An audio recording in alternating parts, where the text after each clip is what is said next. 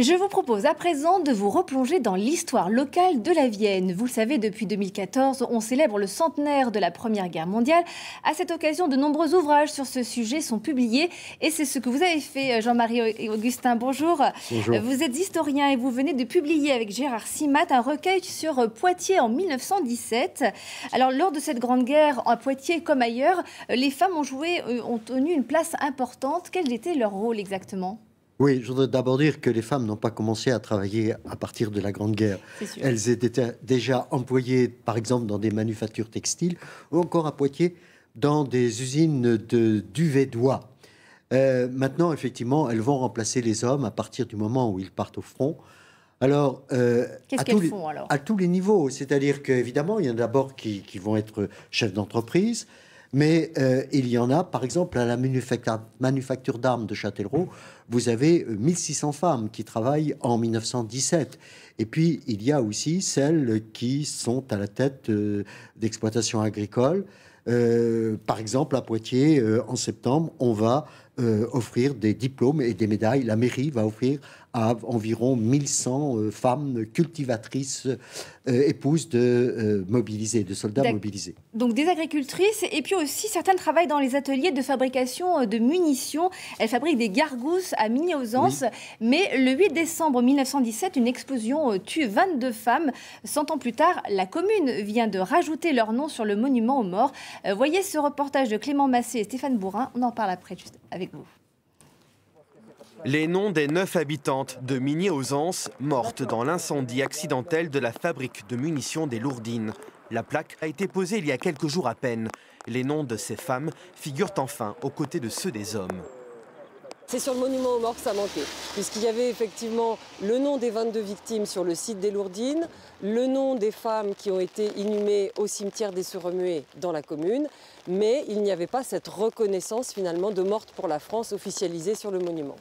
À l'occasion du centenaire de cet incendie mortel, une association de la commune a réalisé une exposition.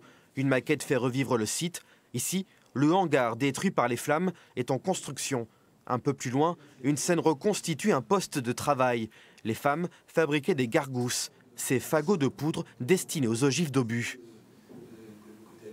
La gargousse est enflammée, elle devait la jeter dans le seau là-bas, mais elle a eu peur, elle l'a posée sur la table. La table était couverte de poudre, le bâtiment entier était couvert de poudre. Les personnes se sont précipitées dehors et 16 sont restées dans le bâtiment. On les a retrouvées à côté des portes et elles étaient donc brûlées. 6 autres femmes succomberont à leurs blessures dans les heures qui suivent. Toutes les victimes n'étaient pas de Migné-aux-Anses, certaines vivaient à Poitiers. Leurs noms ont déjà été inscrits sur les monuments aux morts juste après la Grande Guerre. À Migné, 100 ans après, c'est désormais chose faite. Jean-Marie Augustin, ces femmes ont-elles eu droit à des obsèques solennelles ? Oui, ce sont des obsèques solennelles, c'est-à-dire que notamment le ministre de l'Armement, Louis Loucheur, est venu. Les obsèques ont lieu à la cathédrale et elles sont aux frais de l'État aussi. Alors, comme on l'a dit dans le reportage, certaines sont de Poitiers et d'autres de Migné. Et celles qui étaient de Poitiers prenaient le train pour ainsi, parce qu'il y a une gare aux Lourdines, pour ainsi venir travailler à Migné, et elles rentraient le soir. Mais pourquoi un tel hommage solennel comme ça ? Je crois que c'est très important parce que il y a certes les poilus, il y a les soldats, mais il y a ce que Clémenceau lui-même appelait le front de l'arrière. C'est-à-dire qu'il y a une solidarité nationale et les femmes font partie de cette solidarité parce qu'elles sont effectivement des mères, des épouses, des fiancées, et il y a cet effort de guerre. Et ces femmes y participent parce qu'elles ont remplacé les hommes.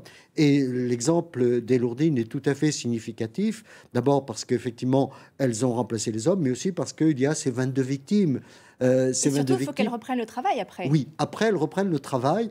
Et quand la guerre se termine, je dirais que les femmes rentrent dans le rang. Elles s'effacent presque d'elles-mêmes face à ces hommes qui reviennent, ou du moins à ceux qui reviennent, pour ainsi reprendre la place. Et les femmes rentrent dans le rang. Et par exemple, alors qu'en Allemagne, en Grande-Bretagne, on leur donne le droit de vote, en France, on ne va pas leur accorder le droit de vote à cette époque, en 1918. Il faudra attendre la Seconde Guerre mondiale et un nouvel effort des femmes pour qu'elle soit reconnue en 1945. Merci Jean-Marie Augustin, et on retrouve toutes ces informations dans votre ouvrage que vous publiez donc avec Gérard Simat, Poitiers 1917.